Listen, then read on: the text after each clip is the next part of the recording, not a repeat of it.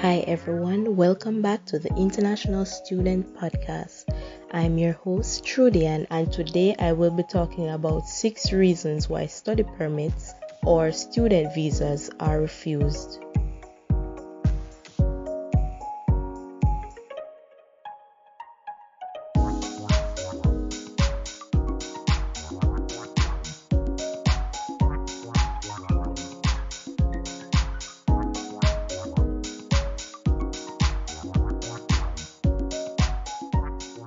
According to Immigration, Refugees and Citizenship Canada, 30% of study permit applications were denied in 2019. That is approximately 3 out of every 10 applications rejected. So many prospective students apply for a study permit without doing their research on what the reasons are for refusal. There is a famous quote by Zig Ziglar that the first step to solving a problem is to first identify that it does exist. If you do not identify the reason for study permit refusal, you will not be able to avoid being refused. Therefore, today's post lists the top 6 reasons why study permits are refused. This will be provided in no particular order because each and every one of these reasons are extremely important.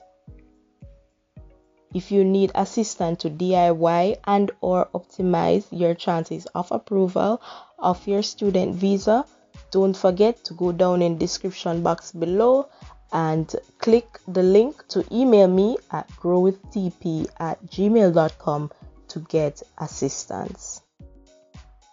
Okay, so the top 6 reasons study permits are refused are, in no specific order: 1. Insufficient funds. 2. Family ties. 3. Ties to home country. 4. Travel history. 5. Dual intent. And 6. Developing countries. Okay, so I will go through each and every one of these reasons in way more details so that you can ensure that you do not get caught into one of the 30% of persons who get refusal based on these reasons. So number 1, insufficient funds. So in order to apply for a study permit, you will need to prove that you have enough funds to support yourself and any family member you bring with you. This is also called showing proof of funds. The officers want to see at least 1 year worth of funds to cover tuition, textbooks, food, and accommodation until you are settled in the country. Students will need to prove $10,000, and that's in Canadian dollars, for food and accommodation, and $15,000 for tuition, which will equate to an average 1 year of tuition. In addition, for one family member traveling with you, this will be $4,000 and $3,000 for each additional family member. To do the calculation, that's $10,000 for accommodation and food plus $15,000 for tuition. So this is a total of $25,000, and that's all Canadian dollars. This demonstrates that the more family members that will travel with you to Canada, the more funds you will have to provide. For any Jamaican who may be listening to this podcast, 31,000 is equivalent to over 3 million Jamaican dollars. So if you are not providing the amount of money listed above, then there is a possibility for being refused a study permit. So how can you prove how much funds you have? One of the first ways that you can prove funds is having an account in Canada showing that you have transferred funds from your home country to a bank in Canada under your name or under your bank account in Canada. So that's one way. 2, you can prove student loan from a bank or any institution providing loan. So if you're receiving a loan from a bank, you can get a document that shows how much money is being provided for you to study in Canada. Another thing you can do is guaranteed investment certificate.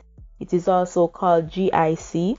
This is provided by all major banks in Canada. With this guaranteed investment certificate, what happens is that you transfer funds into an account. It's still a bank account, but this is like an investment account where you transfer funds to it, and then from there you can actually get a certificate to say, oh yeah, I did transfer this amount of funds to Canada in this type of account. So that's another way to show proof of funds. The next way is a bank statement for at least 3 months. So what they want to see is that you didn't just get money and then have that in your bank account, say, oh yeah, hey, here it is, I got money. You need to have this money for at least 3 months, and you should have 3 different bank statements showing the funds being in the accounts for 3 consecutive months before you apply. The next thing that you will need is to prove you already paid the accommodation and tuition. So in the event that you already paid your tuition for the entire year, you just need to prove that you've paid. Just provide receipts or anything that you receive to show that yes, you have paid this amount. The next way you can show proof of funds is to prove that you will receive a scholarship. Once you've received a scholarship, that's another way to prove funds. And last but not least, a letter from a person or school giving you money. So if you're getting money from anyone that decided, hey, I'm going to finance this person, you get that funds, and that is another way to show proof of funds.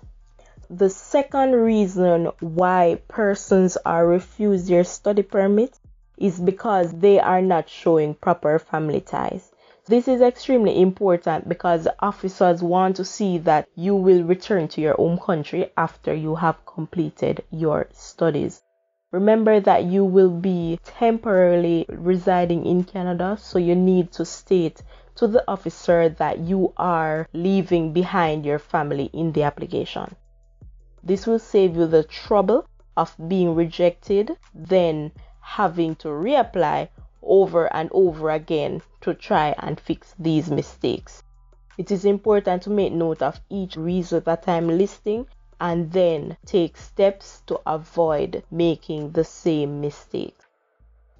If you would like to discuss this or any other information in this post with me, you can always send me an email at growwithtp@gmail.com. The link will also be in the show notes. So if you will be leaving your dependent child behind, this is one of the strongest ties to your home country, your child. It is important to emphasize not only your assets you will be leaving behind in your home country, but also your emotional ties you will be leaving behind. Your emotional ties can be anyone you care deeply about. This can be your mother, your spouse, your father, your sister, or anyone else. This can be proven by providing birth certificates for all your loved ones. If you are interested in knowing about how to bring your family to Canada, my last episode spoke about how you can bring your family. So certainly after you listen to this post, go ahead and listen to the previous episode that speaks about bringing your family to Canada. The third reason for rejection is ties to your home country. So ties to home country goes hand in hand with providing family ties, but I want to emphasize how important family ties are to your study permit application and also having ties to your home country. Both are important, and I wanted to list them separately just to emphasize the importance of both. Job prospects are one of the ways you can prove ties to your home country. You need to be able to work in your home country when you complete school, or have a job offer waiting on you when you complete your studies. So it could be a case where you are working and then you're currently going off on a school leave where you actually can take a break from work for like 2 years or 3 years to go and study, and you intend to return to your home country after your studies.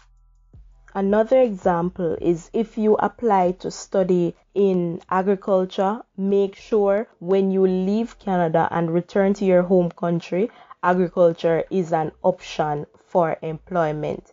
So ensure that you emphasize how your studies in Canada can help you back in your home country. That's really the easiest way to put it. Ties to your home country can also be shown through land or real estate. So if you have a house or a piece of land, then this is a great form of tie to your home country in order to make your application stronger. It doesn't mean that you'll actually get accepted, but it does indeed strengthen your application. And please do not go buy land or house in order to make your application stronger. Moving along. So in order to make your application strong, you can mention what you plan to do with the piece of land in the future. Of course, this varies from person to person. Just think outside the box. Everyone is different and everyone's circumstances are different. Also, the option to speak to an immigration consultant is available if you are wondering how will you explain all of these steps and how do you optimize your application so that you actually get approved and not refused. So another way to prove ties to your home country is through business ownership. If you own a business and plan to return to your business, this can be used as proof of funds, that's one, and this can also be used in the form of other investments. So Canadian visas are refused numerous times due to not having enough ties to your home country. So pay close attention to the information here and avoid being rejected your study permit. 4. Travel history. This is one of the number one reasons people are refused a study permit because the power of travel history is usually undermined. How can travel history affect your study permit application? Firstly, all the details of your travel information is required on your application, and all the details provided has to be proven in the passport. So traveling outside of your home country and then actually returning on numerous occasions is a great way to improve your success. However, traveling outside of your country and leaving a bad trail is where the problem comes in. One of the number one ways to get rejected is to stay over your travel period. Another is if you are currently living illegally in another country. This is information that is considered by IRCC. If you were ever rejected entry to another country, this may also affect your application depending on the reason for denial. 5. Dual intent. Dual intent is another popular reason for a refusal. There are many students who travel to Canada with the intention of one day getting permanent residency. However, this desire is observed as dual intent. This can sometimes hurt you if the officer does not believe that you will return to your home country after your stay. Even though this may be your intention, this can be a red flag. So focus on the fact that you will be traveling temporarily to live in Canada, at least for now. 6. Residents of developing countries. So living in a developing country does not mean you will be refused, but it does mean that you undergo additional scrutiny. This may make it difficult to get a permit, but certainly not impossible. Focus on ensuring your application is fully optimized as best as possible. You may be wondering why developing countries undergo additional scrutiny, and this is because these students are considered as high risk, whereas there is a high chance that these students will stay beyond their given time period. Ensure that you are always being fully transparent. You can email me at any time at growwithtp@gmail.com to gain more insight on this. I know that applying for your study permit can be tough, but focus on giving documents to prove everything that you state. This will ensure that there are no doubts developing in the officer's mind.